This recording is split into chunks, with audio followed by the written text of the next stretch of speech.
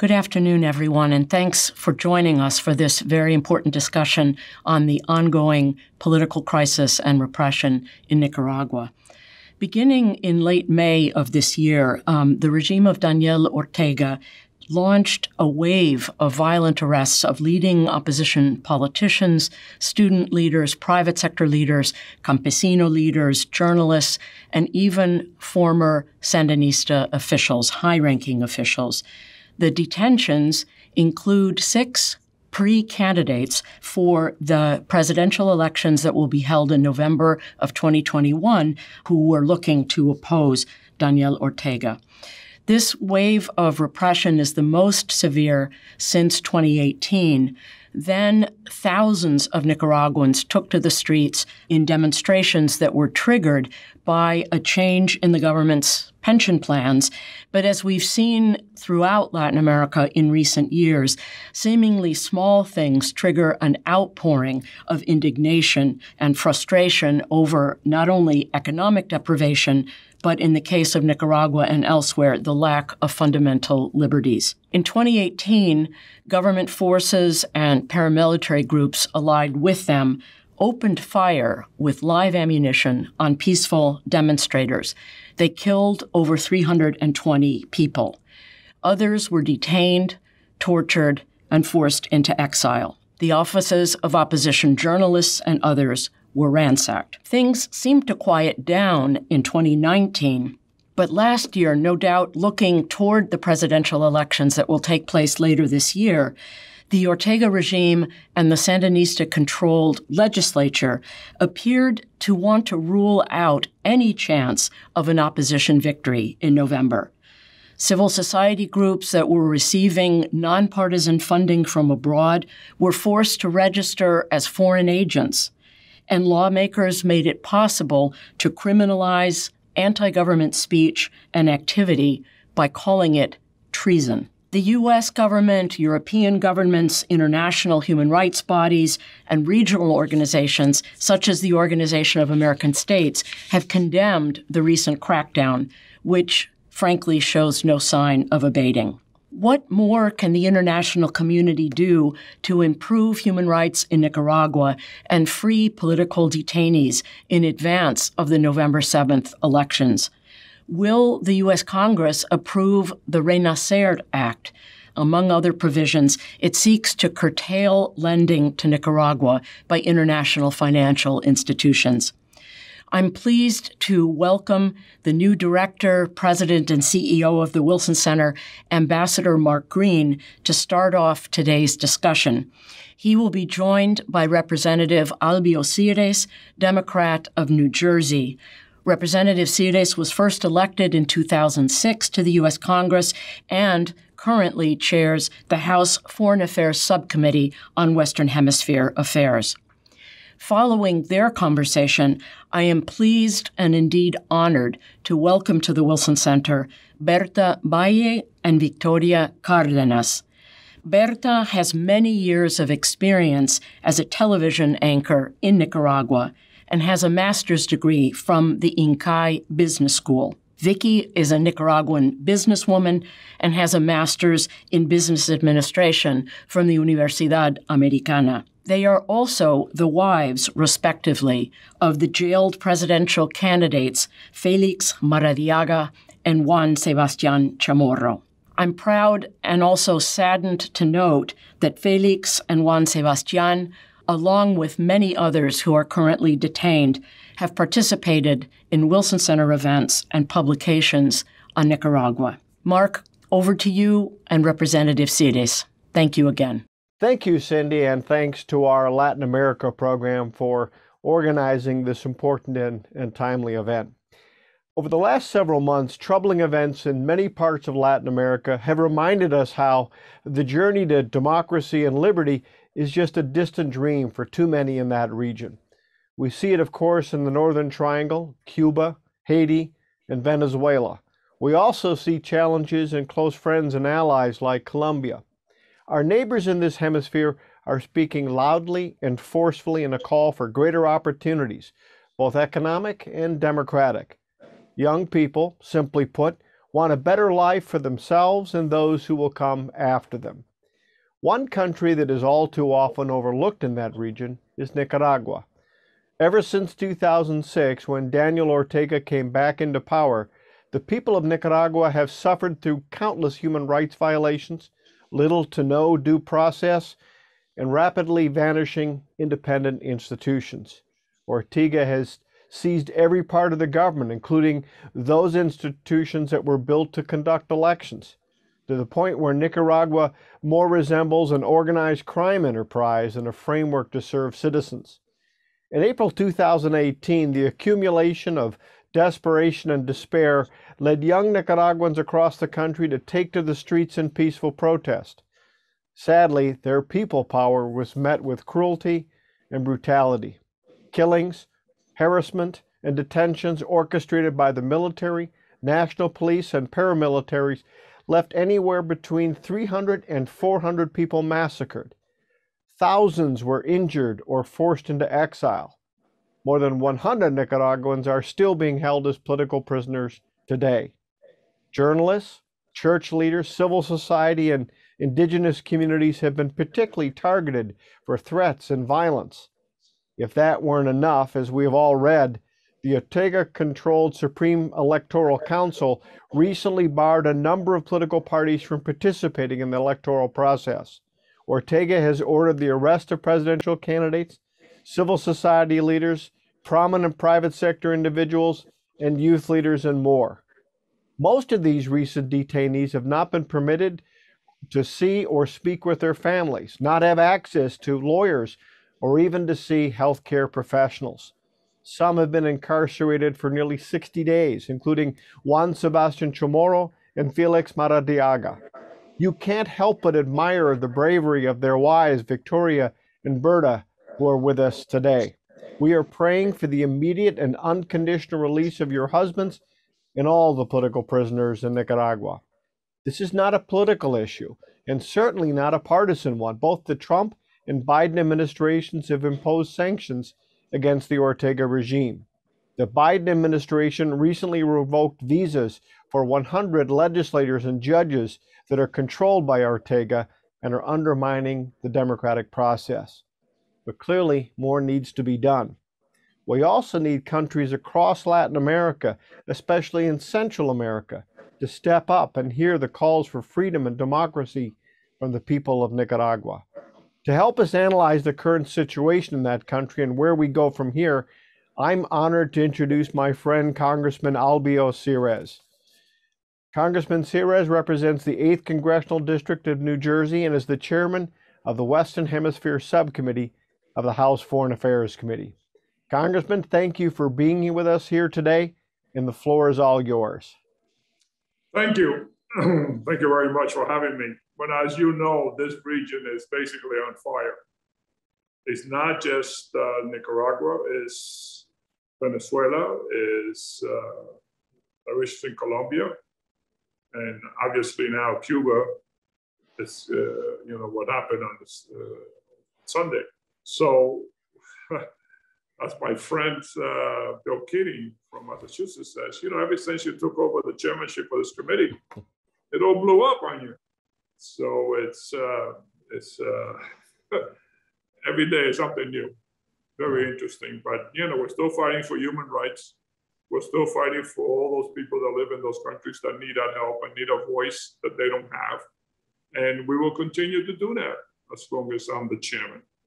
So yesterday, we met with 2 wives of the people that have been held in Nicaragua, Chamorro and Valle. And they were telling me the stories. It was just awful to hear that they don't even know where their husbands are and how many people have been put in jail. I mean, what kind of a candidacy is this Ortega running when he puts some people running against him in jail? It's like you said, this is organized crime in a high level. Congressman, you led the effort alongside another mutual dear friend of ours, Ileana Ros-Lehtinen, of the Nica Act. As you mentioned, you have now introduced new legislation.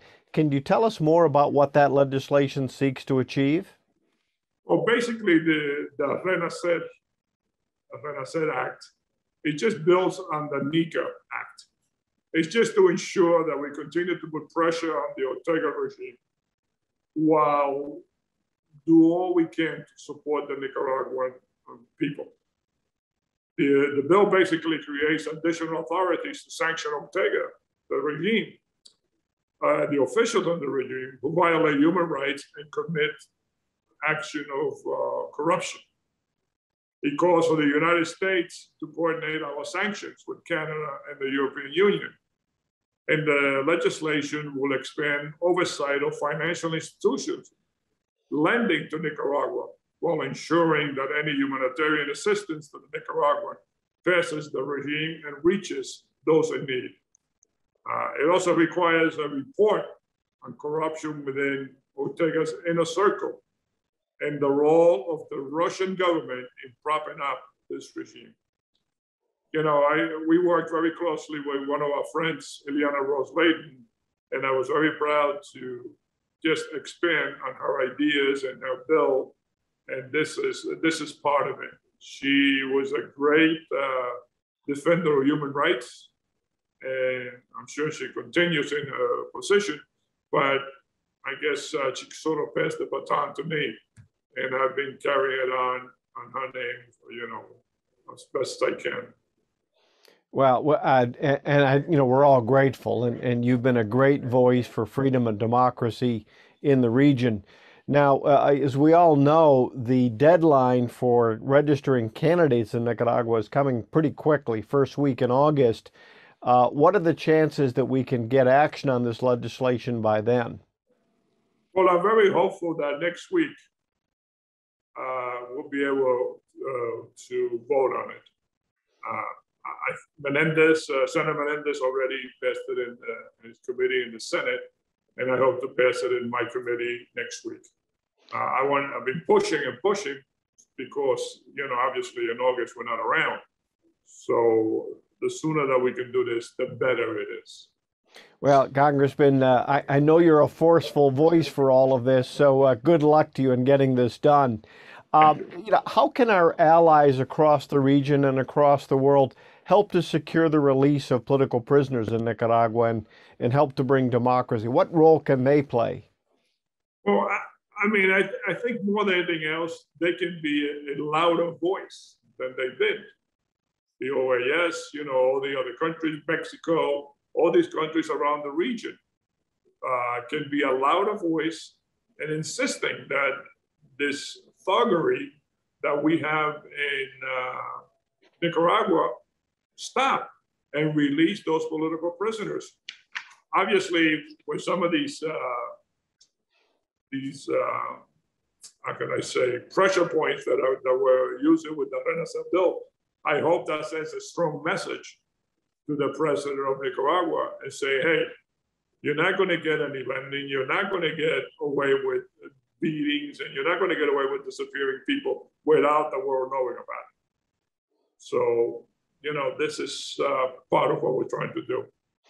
You know, you mentioned something a little earlier that I think, unfortunately, too many Americans don't really appreciate.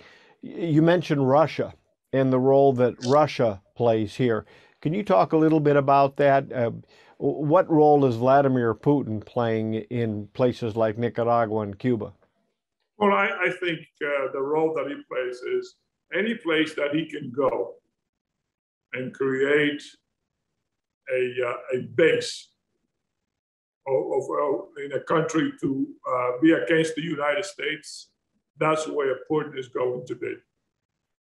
They started with Cuba, now they're in Venezuela, now they're in Nicaragua, and they're moving along. There's some reports that they were behind some of the actions in Colombia. So, you know, we tend to take for granted our Southern friends. And I've been saying that since I've been in Congress for 15 years. You know, this hemisphere is, all these countries are close to us, yet we're not close to those countries. And we should really be closer to those countries and watch what's going on, because now you have Iran and Venezuela and creating problems. Venezuela is creating problems with its neighbors. So, this is very concerning. Yeah, again, I think you're pointing out something that too few people back here in the U.S. appreciate. As you've laid out, these conflicts that we're talking about are not simply individual conflicts. They're international in nature, that the bad guys, the authoritarians, are playing in a number of countries and causing problems wherever they can. And so really it requires an international response. We should have more countries joining with us and promoting freedom and democracy. What do you think the chances are that we can build an international coalition to pressure people like Daniel Ortega? Look, I talk to every country that comes before a committee or comes before me to try to instill in them the necessity of working together to put pressure on these authoritarian countries that are so close to us. And we can try to get the OAS, we can try to get the UN, we can try to get different actors to participate in this group. We're gonna get Canada. I talked to the Canadians. They were in my office, Commission on Human Rights. And I talked to them about what's going on in this hemisphere.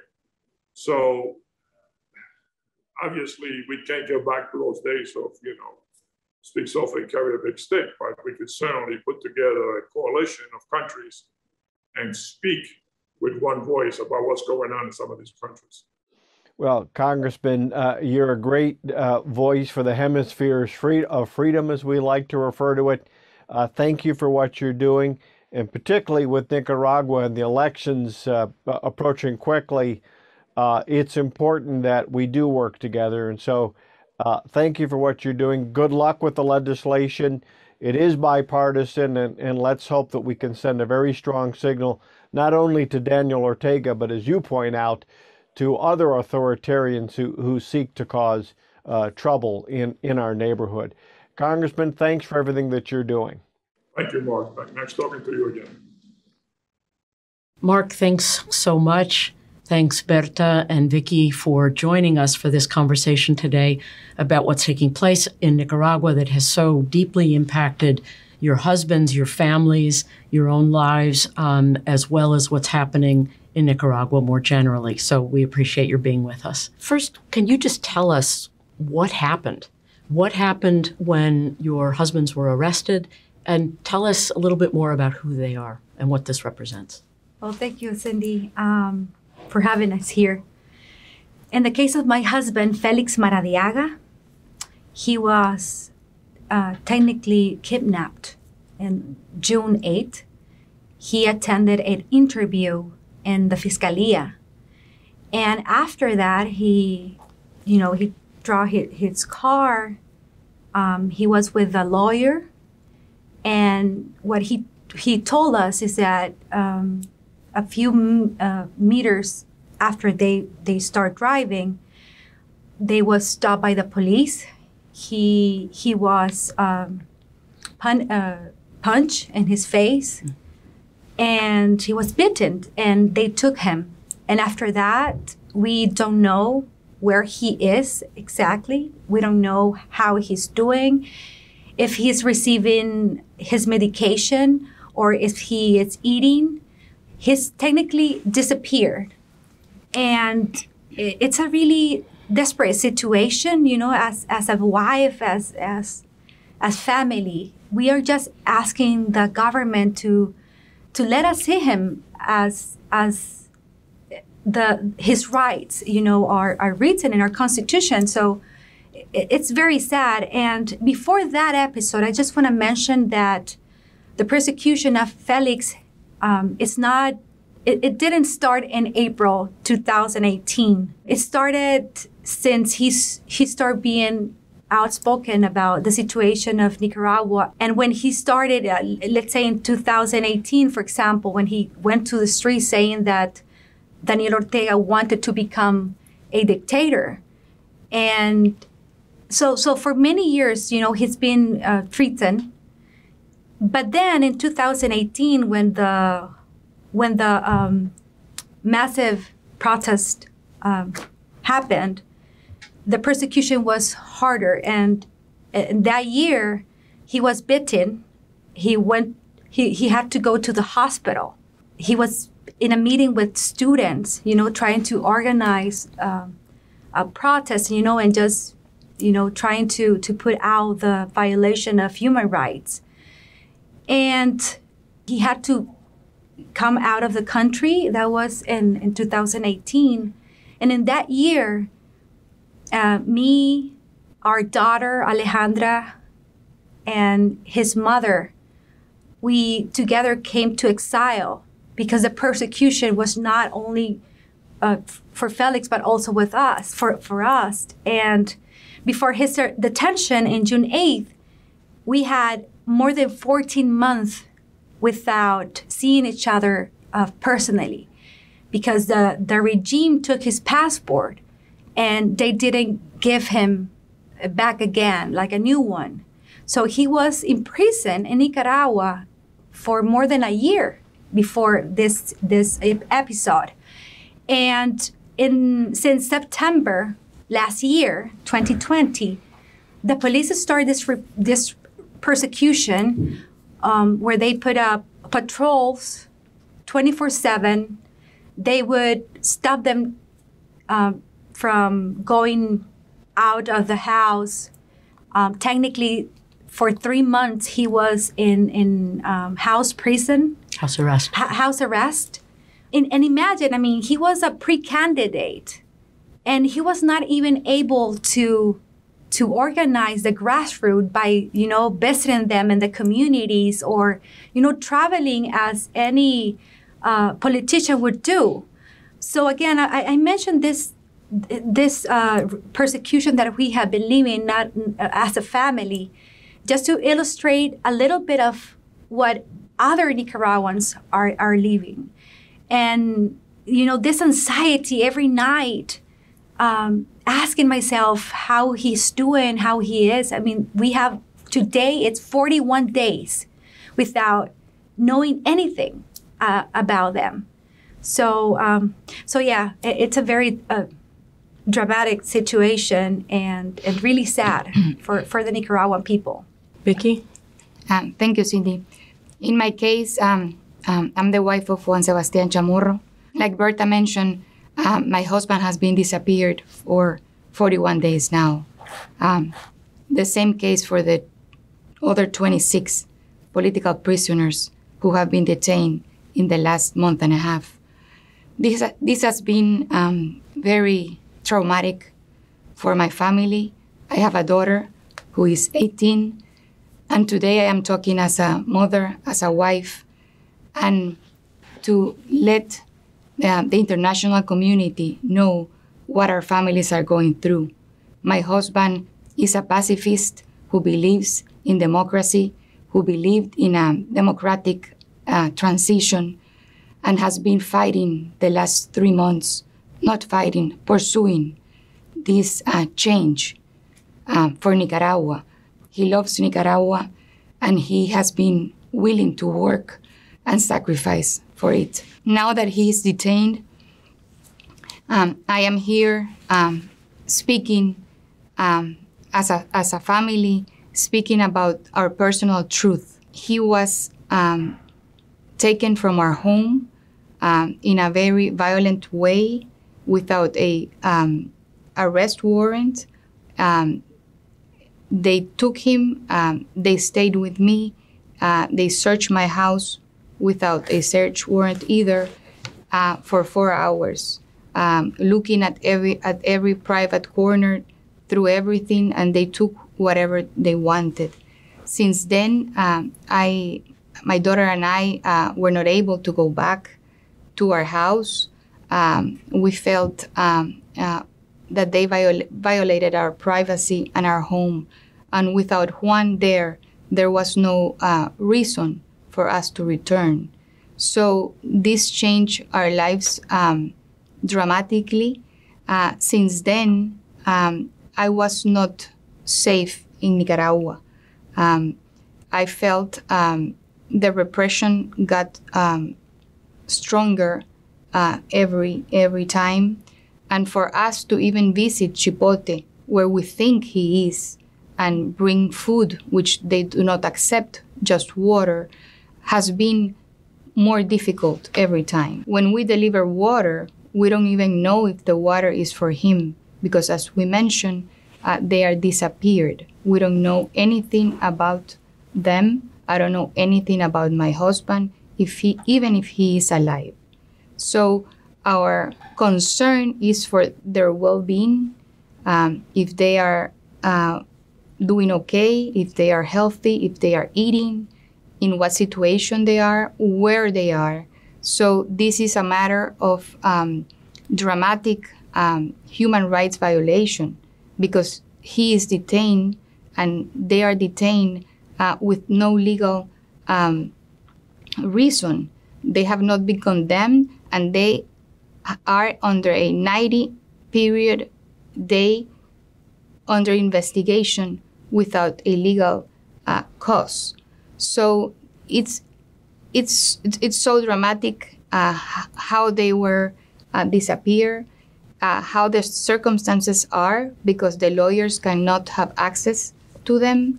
He is in total indefension. I mean, there's no way that we can use the law to help them when they are innocent, and as families, we have no way of knowing how they are. We feel that there's nothing we can do other than speak out and ask the international community to help us free our husbands and the other political prisoners. There's no way that all these innocent people are disappeared with no reason, just for speaking their truth and speaking what they think is the best for Nicaragua and for the Nicaraguan people. So thank you very much for sharing those enormously impactful and sad stories as we talk about international politics and we talk about Latin America as a region. I think it's important to keep in mind the human dimension of what all of this represents. So let me ask you this. Both of your husbands are pre-candidates for the November elections. They and 4 other pre-candidates have been arrested. What is it that you think the regime is trying to accomplish? Why don't you start? Well, the only thing we see is that the regime, Daniel Ortega, wants to stay in power forever. I believe they're following the same strategy of Cuba or Venezuela. And they're violating all type of law in Nicaragua. I mean, I think in Nicaragua, we don't have a rule of law. How are we going to talk about free and fair elections when you have 6 pre-candidates in prison just because they wanted to run against Daniel Ortega? It only shows how weak he is. I mean, if the Nicaraguan people were really supporting him, then he should be open to have a free competition. So I believe that the regime is just, reacting in a desperate way to keep power and not to be judged by the international community of crimes against humanity. Exactly. So that's what he's doing. Let me ask you, Vicky, what is the significance of this moment? We know that the electoral process culminates in the November 7th election, but there is a period, a window now for candidates, for pre-candidates to become formal candidates. So if you could elaborate a little bit more on this critical period and when it starts and when it stops. Yes, thank you, Cindy, for the question. It is very important because this will be an opportunity for the government to show that if they want legitimate elections, they should let the pre-candidates register for the elections, which are from the 28th of July till the 2nd of August.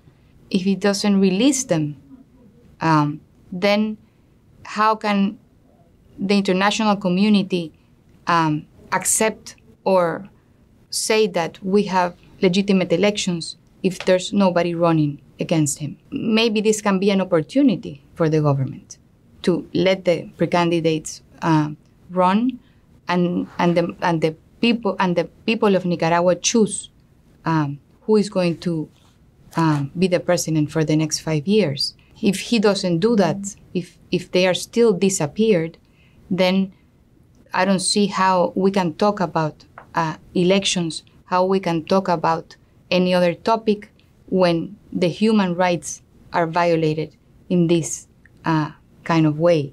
So let's concentrate on what matters the most, which is their life, their respect for their integrity, and after that, we can talk about elections.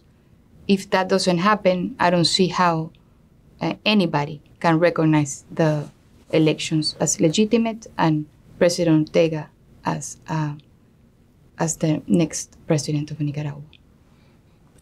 Vicky, you mentioned in your opening remarks that you look to the international community to help free your husband, to help free Berta's husband. What other kinds of things should actors in the international community be doing, government, civil society, regional organizations, to free your husbands and the other political prisoners? Cindy, I'm not a politician. I don't really know what mechanisms they have to help us get out of this horrible situation. That's why we are here asking for their help, for their support, because we need to free the 140 prisoners of Nicaragua. I cannot tell you exactly how they can help, but each government, each country has their different mechanisms. So we are just here denouncing human rights violations. It's up to them to in how they will support us. I want to comment on that too, because I mean we call the international community because we know there are certain mechanism, and as Vicky mentioned, every country have their policy and the way they can help us. Because it's really important to realize that Nicaraguan people don't have any opportunity to demand by themselves the release of the political prisoners or free and fair elections, or just have the basic rights, civil rights in Nicaragua. I think it's time for the international community to really put in actions all this solidarity that we have received, So again, we don't know exactly, the way it works, but the only thing we just want to make sure that everybody knows is that in Nicaragua, we are fighting this horrible dictatorship, and that all our rights are being violated, and we don't have the capability of, fighting by ourselves, and that is our calling. And we know, Cindy, that in the region there are other countries with problems. There are crises everywhere, and that the United States has other interests, maybe urgent ones. But we want to ask President Biden to keep an eye on us, not to forget us, because even if we are not a priority for the United States, we're still in a very humanitarian crisis and we need help. Berta, thank you for that. Berta, let me ask you this. You have worked for many years as a journalist in TV. Can you tell us a little bit about the state of press freedom in Nicaragua? Yeah, that's a really personal issue for me, because I've been working on TV for 15 years, and I have a lot of journalists that are friends, and what we have seen for the freedom of expression in Nicaragua is horrible. I mean, just like an anecdote. A friend of mine, he was doing a report about COVID, and he was so impressed of seeing people not willing to give an interview, because talking about COVID in Nicaragua, it's an offense for the government. And after someone, mentioned something about the way they're being treated in the hospitals, could represent a excuse for the regime to follow them and to go to their house and even, take them prisoners.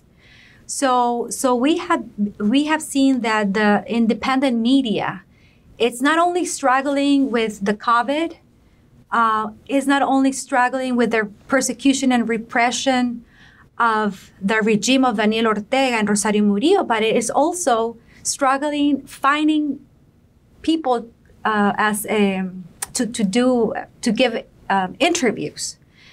And in 2018, when the process started, at the end of the year, we counted more than 80 independent journalists getting out of the country as exile, to exile. And last year, some of them went back. But what we are seeing right now is that a new immigration, it's happening. So, for example, I work with a project that helps journalists to keep, put in news for people to watch. And just in our network, we have around 30 independent media. And I can tell you that right now, around 14 independent media, most of them digital platforms, are already in Costa Rica in exile because of the persecution of the regime. And what we are trying to do is to, give some support for them to keep putting news on the table. And there's of course, a well-known case of Carlos Fernando Chamorro, for example, who is a reference in Nicaragua. This is the second time that he has been confiscated. And he had to leave the country as secretly, just to keep doing what he does, which is inform the people what is happening in Nicaragua. And I can mention, one of the pre-candidates is Miguel Mora. And Miguel Mora is, he is the founder and owner of 100% Noticias, one of the biggest digital platform. So in 2018, he was not only confiscated, but also he was taken into prison.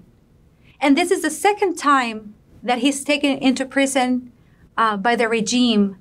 And his main, let's say, accusation is that he has been being really outspoken, and he's had been bringing what's happening in Nicaragua. So freedom of expression and the freedom of press is also threatened. And my main concern is that we can have we call it un apagón noticioso. A news blackout. Exactly.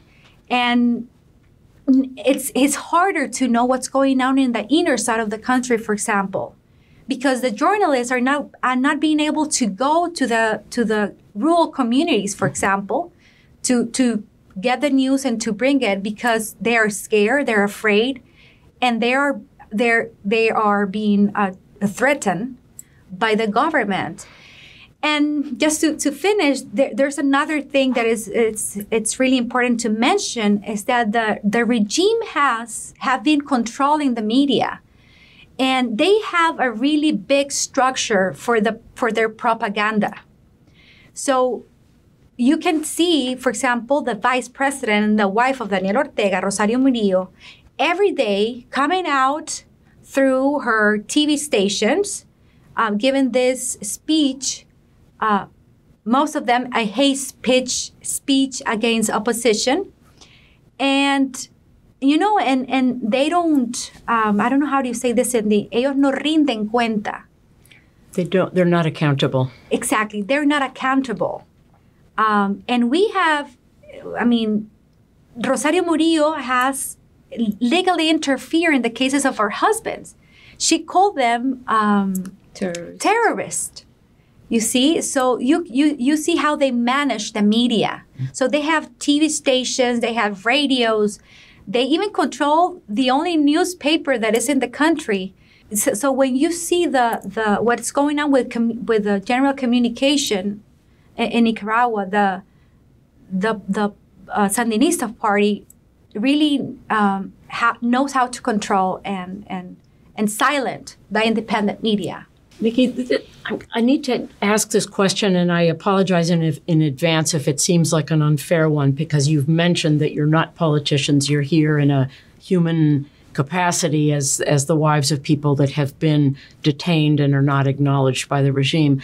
There is a lot of questioning in the international community and the U.S. Congress about not only the use of individual sanctions to target people in the regime that have been responsible for this repression, but also to elevate to certain kinds of economic sanctions. So if you're able to respond, I'm curious as to what you would have to say to that. And if you're not able to comment, that's also within your rights. As I mentioned, Cindy, I am here to speak about human rights and the liberation of my husband, Felix, and the other prisoners. Sanctions is not a topic that I have nothing to do, and neither my husband. He has been fighting or pursuing a democratic transition, peaceful transition, and that's what we are here to continue to do, to talk for the people that cannot speak because of the repression, because they are afraid. So we just want freedom. We just want fair elections, and we want our husbands out because they are innocent. Final question for both of you.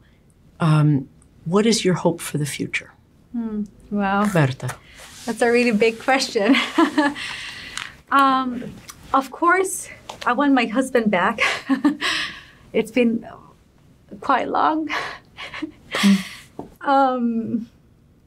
And, you know, Cindy, if you see the history of Nicaragua, you can see that Nicaraguan people, it's a very brave and nice people, you know, very welcoming and happy people.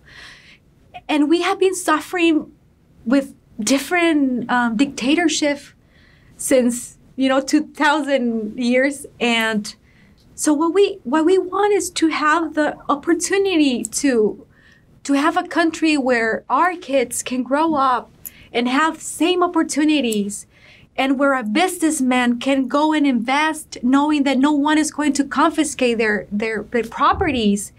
We want a place where, youth can know that they can build their own future. We want a place where women can, have their own voices and can participate in the public spectrum of society. We want freedom. We want our right to be respect. So we want the best for our country. We are diverse. And we have the right to keep diverse. We have the right to feel that we can live our full capacity. So that's what we want for a country, And I personally, I would like to go back to Nicaragua. I've been in exile here in the U.S. for 3 years already, and it's not easy, I have 14 months without seeing Felix personally before he was arrested. And it's hard to talk with Alejandra every night when she asks me, Mom, where is my dad? Why my dad is not here? So that's our calling. That's what we want. Thank you for sharing that. I'm so sorry about everything Sorry that's happened. No. Thank you. Juan Sebastián always said, hope moves us. So I have hope in the future. That's why we are here together as wives, as mothers, as women, strong women, speaking out, because we want a better Nicaragua. We want a Nicaragua where our daughters can grow up and live in a free, democratic country where dignity and human rights are respected, where you can speak your mind without insulting or just speaking whatever you think is best. And we won't stop until our husbands are free, and we won't stop until they are out because they are innocent, and all the political prisoners are out too. Our husbands wanted and are in jail because they spoke about what they thought were what will be the future for Nicaragua. That's why they are disappeared. That won't stop us from trying to say the same things they were fighting for. Thank you both for your willingness to have this conversation. Thank you for your strength and your courage in standing up for the human rights, not only of your husbands, but for others that are similarly detained. Count on our support, solidarity. All the best to both of you. Thank you, Cindy, very Thank much you. for having us here.